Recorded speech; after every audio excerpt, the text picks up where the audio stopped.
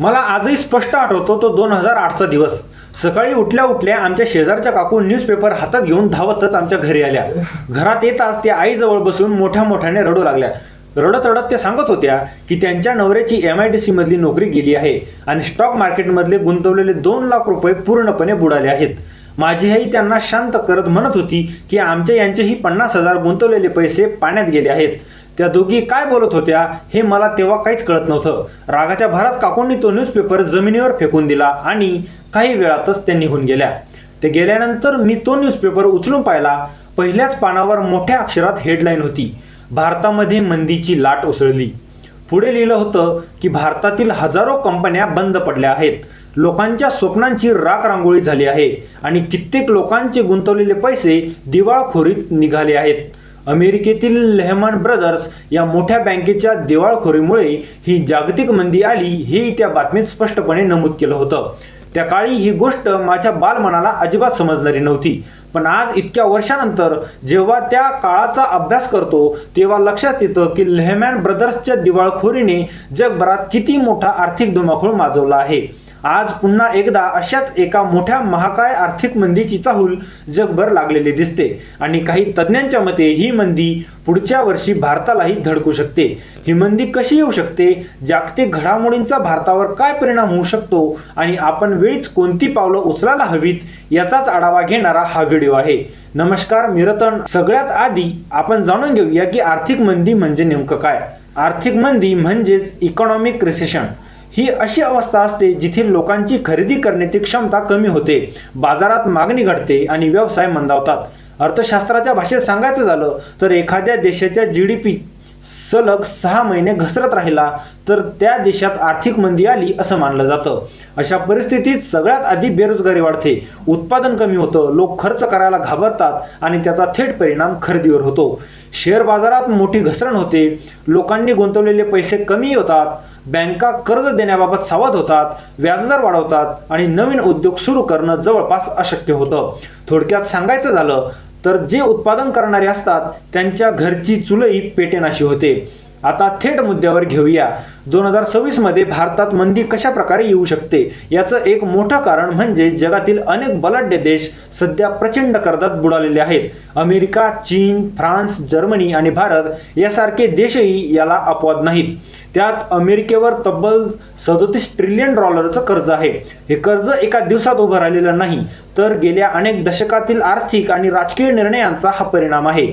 American सरकारचं उत्पन्न कमी आणि खर्च जास्त असल्यामुळे त्यांना तुटीचा अर्थसंकल्प भरून काढण्यासाठी सतत नवीन कर्ज घ्यावं लागतं। गेल्या 20 वर्षात अमेरिका क्वचितच आर्थिक नफ्यात राहिली आहे। त्यातच 2020 मध्ये आलेल्या कोरोनामुळे अमेरिकेच्या अर्थव्यवस्थेला जबरदस्त धक्का बसला। नागरिकांना मदत देण्यासाठी आणि अर्थव्यवस्था सावरण्यासाठी सरकारने $1 ट्रिलियन खर्च केले आणि अवघ्या 3 वर्षात कर्जात तब्बल $10 ट्रिलियन भर पडली। याशिवाय युद्धांवरील खर्च, कर सवलती, सामाजिक सुरक्षा योजना आणि आरोग्य सेवांवर होणारा खर्च यामुळे हा कर्जाचा डोंगर अधिकच वाढत गेला। यानंतर अमेरिके आणि चीनमधील टॅरिफ वॉर म्हणजेच कर युद्ध हे आणखी एक महत्त्वाचं कारण ठरलं। अमेरिका चीनकडून मोठ्या प्रमाणावर वस्तू आयात करत होती, पण चीन अमेरिकेकडून तुलनेने कमी वस्तू घेत होता, त्यामुळे अमेरिकेचे प्रचंड पैसे चीनमध्ये जात होते। अमेरिकेचा आरोप होता की चीन अमेरिकन कंपन्यांचं तंत्रज्ञान चोरून स्वस्त दरात वस्तू तयार करतो आणि जागतिक बाजारात विकतो। यामुळे अमेरिकेतील अनेक कारखाने बंद पडू लागले। हे रोखण्यासाठी अमेरिकेने चीनसह इतर देशांवर कर लावायला सुरुवात केली। पण खरी अडचण इथे आहे की अमेरिकेतील हे $37 ट्रिलियन कर्ज फेडायचं असेल तर त्यांना एकतर मोठ्या प्रमाणात कारवाई करावी लागेल किंवा डेब्ट रिफायनान्सिंग करावं लागेल, म्हणजे जुनं कर्ज फेडण्यासाठी नवीन कर्ज घ्यावं लागेल। यासाठी अमेरिकन सरकार ट्रेझरी बॉन्ड्स विकते। भारत, चीन, जपान सारखे अनेक देश हे बॉन्ड्स विकत घेतात। मात्र सध्या अमेरिकेतील स्थानिक लोकांचा या बॉन्डवरचा विश्वास कमी होत चालला आहे।